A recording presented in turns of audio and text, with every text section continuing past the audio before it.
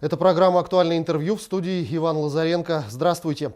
Революционным, беспрецедентным, прорывным и даже фантастическим называют, комментируя оглашенное накануне послание главы страны Владимира Путина, многие эксперты и представители общественных организаций. Основные положения нынешнего послания мы сегодня обсудим с нашим гостем. Это заместитель ректора Северо-Восточного федерального университета по научной и аналитической деятельности, кандидат экономических наук Александр Кугаевский. Александр Андреевич, здравствуйте. Добрый день телезрители. Если в двух словах, то какую характеристику бы вы дали посланию президента? Ну, лично для меня позитивно неожиданно. И то, что это событие сегодня взорвавшее весь интернет. И у нас в стране, и за рубежом. Сейчас такие идут оценки, характеристики, аналитические какие-то уже разработки.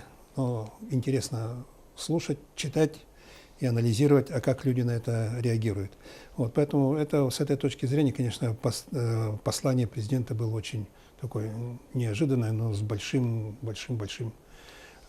перспективой впереди. Но очень большой неожиданностью стало и то, что правительство уходит в отставку. Как вы думаете, все-таки это было запланировано заранее или это какой-то внезапный неожиданный ход? И с чем все-таки связаны инициативы, объявленные в плане изменения Конституции страны? Ну, то, что касается решения по отставке правительства, такие решения не принимаются с кондачка, как мы говорим, да? Это решение продуманное, оно наверняка обсуждалось, были какие-то предпосылки к тому. Но интересно то, что идет ссылка на 117-ю статью нашей Конституции, а там только один пункт, где написано о том, что правительство может уйти в отставку. И другие пункты говорят, по какой причине. Ни одна из перечисленных причин в Конституции не подходит к данной ситуации. Просто ушли в отставку и все. Поэтому для меня это тоже немножко загадочно, но еще более загадочно для тех, кто сейчас аналитики сидят в интернете и на каналах средств массовой информации, анализируют, что же произошло. Но такие решения, безусловно, они продумываются очень тщательно и долго. У меня почему-то складывается впечатление, что поголовной замены правительства не будет. Допустим, как сегодня можно отказаться от министра иностранных дел Лаврова. Или как других по другим направлениям тоже очень такие знаковые люди сидят, в том же даже Министерстве финансов. Как бы Силуанова не ругали, но это голова, это очень грамотный, квалифицированный человек, который понимает, чем он занимается на этом сложном участке.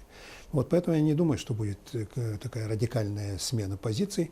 Но то, что Мишустина уже предложил президент назначить председателем правительства, я этого человека знаю давно, поскольку сферы деятельности наши соприкасались.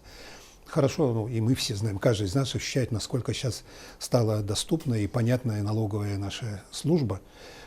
И насколько проще сейчас стало работать. И видно, что дальше пойдет только улучшение этой ситуации. Тем более, что у меня и студенты есть, которые защищают дипломы именно по налоговым преобразованиям в системе.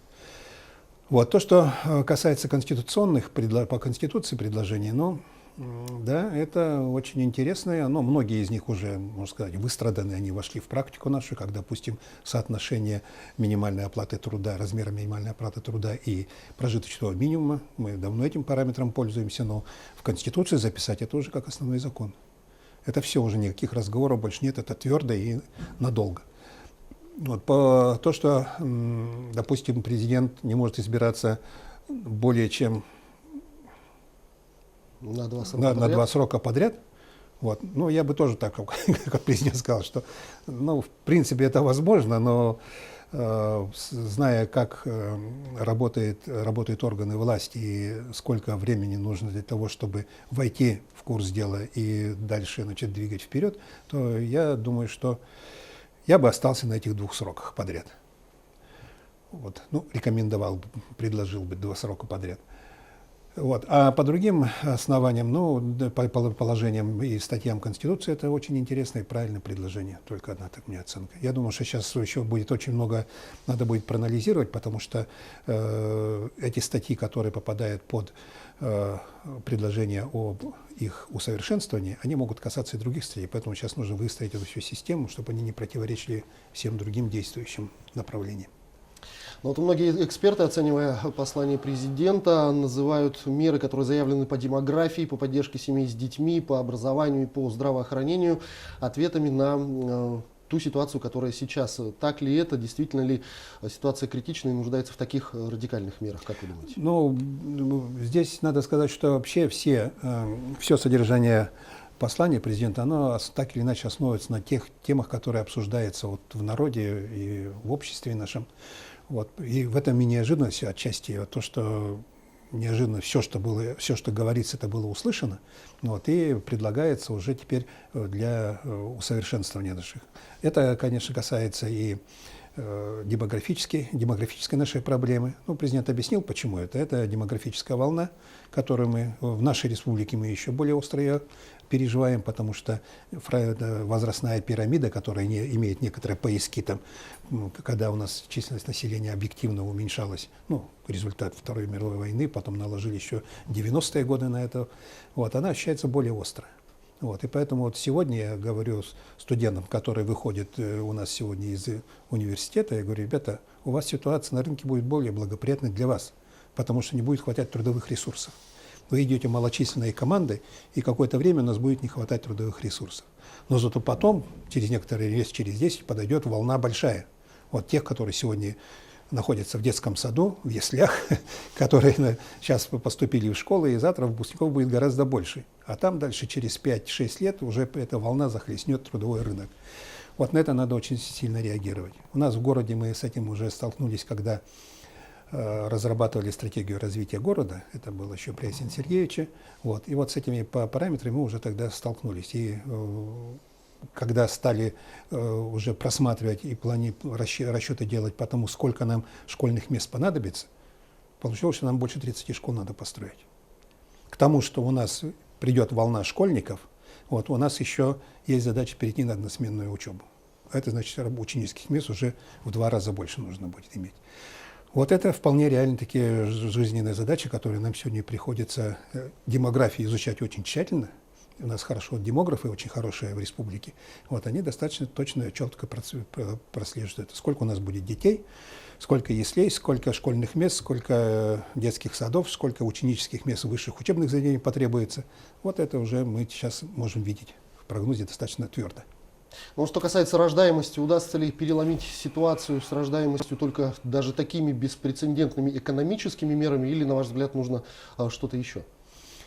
Ну, если так послушаешь обсуждение в обществе вот этой проблематики, когда с молодежью говоришь, что многие откладывают. Пока я сейчас получу хорошее место работы, когда я заработаю, и даже вопросы создания семей откладываются, не только детей, рождения детей, но и вопрос создания семей тоже откладывается. Я сейчас встану на ноги крепко и потом дальше пойду. Но действительно, это, наверное, сегодня в Советском Союзе у нас не возникало таких вопросов. Мы твердо знали, что мы будем трудоустроены.